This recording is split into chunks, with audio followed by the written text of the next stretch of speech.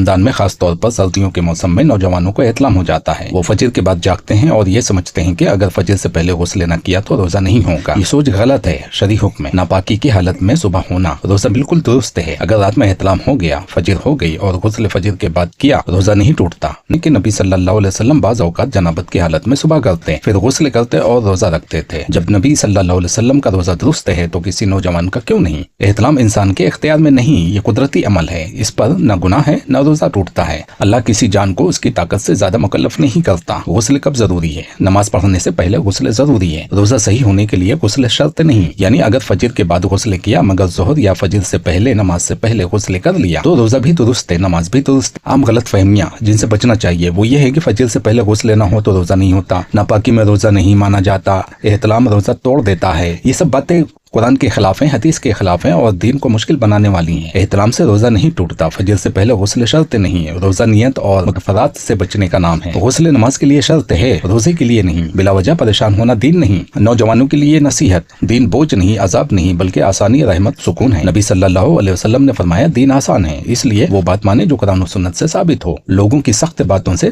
نہ گھبرائیں۔ کیا قرآن یا صحیح حدیث میں یہ بات نص قطعی سے ثابت ہے کہ ناپاکی یعنی جنابت کی حالت میں روزہ دار صرف ظہر تک یا عصر تک یا کسی خاص وقت تک ہی رہ سکتا ہے یا پھر پورا دن بھی رہ سکتا ہے؟ نہیں، کوئی بھی نص قطعی قرآن یا صحیح حدیث ایسی موجود نہیں جو یہ حد مقرر کرے۔ ناپاکی کی حالت میں روزہ دار فلاں وقت تک ہی رہ سکتا ہے، ایسی کوئی حد نہیں۔ یہ حد ظہر تک، عصر تک یا کسی اور وقت تک کہیں ثابت نہیں۔ اصل نصوص کیا کہتی ہے؟ صحیح حدیث حضرت عائشہ اور ام سلمہ فرماتی ہیں کہ نبی صلی اللہ علیہ وسلم جنابت کی حالت میں صبح کرتے، پھر بعد میں غسل کرتے اور روزہ رکھتے۔ حدیث میں کوئی وقت مقرر نہیں، یہ نہیں کہا گیا کہ فوراً غسل کیا جائے یا ظہر سے پہلے یا کسی خاص وقت تک، بس اتنا بتایا گیا کہ غسل بعد میں کیا اور روزہ صحیح رہا۔ قرآن کا اصولی بیان، قرآن روزے کے بارے میں کہتا ہے پھر روزہ رات تک پورا کرو۔ قرآن ناپاکی کو روزے کی شرط نہیں بناتا بلکہ کھانے پینے جمع سے رکنے کو اصل قرار دیتا ہے۔ فقہی اصول، یہاں کنفیوژن ختم ہو جاتی ہے۔ جنابت کا تعلق نماز سے ہے، روزے کا تعلق متفرات سے رکنے سے ہے، اسی لیے جنابت میں نماز نہیں پڑھ سکتے مگر روزہ رکھ سکتے ہیں۔ تو کیا کوئی شخص مغرب تک جنبی رہ سکتا ہے؟ نظری طور پر ہاں، روزہ نہیں ٹوٹے گا۔ عملی اور شرعی لحاظ سے یہ جائز رویہ نہیں ہے کیونکہ نمازیں قضا ہوں گی۔ نماز چھوڑنا بڑا گناہ ہے، مگر یہ گناہ نماز کا ہے، روزے کا نہیں۔ جو باتیں لوگ کہتے ہیں ان کی حقیقت، ظہر تک غسل نہ کیا تو روزہ ٹوٹ جائے گا، عصر تک ناپاک رہا تو روزہ نہیں، فجر کے فوراً بعد غسل فرض ہے ورنہ روزہ نہیں، یہ سب باتیں قرآن میں نہیں، حدیث میں نہیں، صحابہ کے فہم میں نہیں، یہ بات کے لوگوں کی گڑی ہوئی حدیں ہیں۔ حتمی خلاصہ، ناپاکی میں صبح ہونا